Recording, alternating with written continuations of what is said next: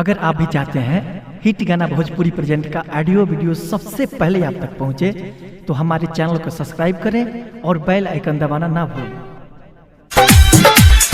DJ वाला DJ Manish Raxaul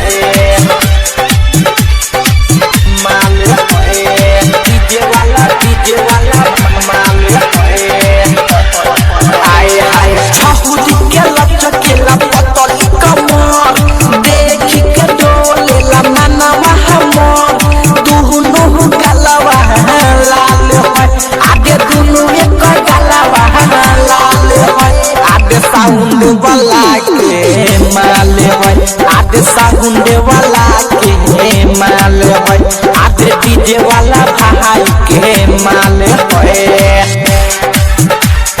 DJ वाला भाई के माल है recording by Nitya recording studio DJ Manish Raxaul DJ वाला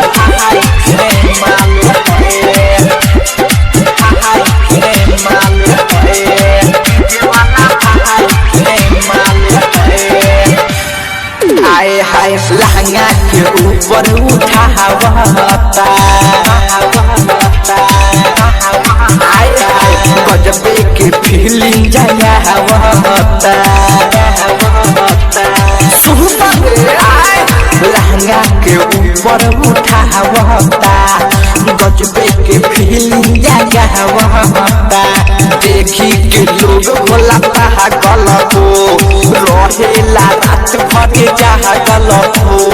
कैसे कही सुनाय भाई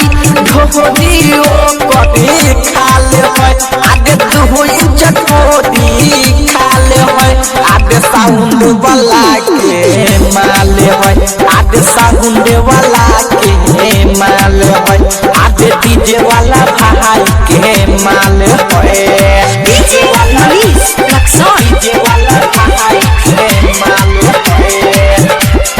भाई के माल है डीजे वाला भाई के माल है आए हाय रूप प्रेमी के महल बा सुन आए हाय हिरनी के जैसने चाहल बा आए हाय आटे मनकी के महल बा हिरनी के जैसने चाहल बा नित्या विकास संगे राजू हो छोड़ी न पप्पू के राजू हो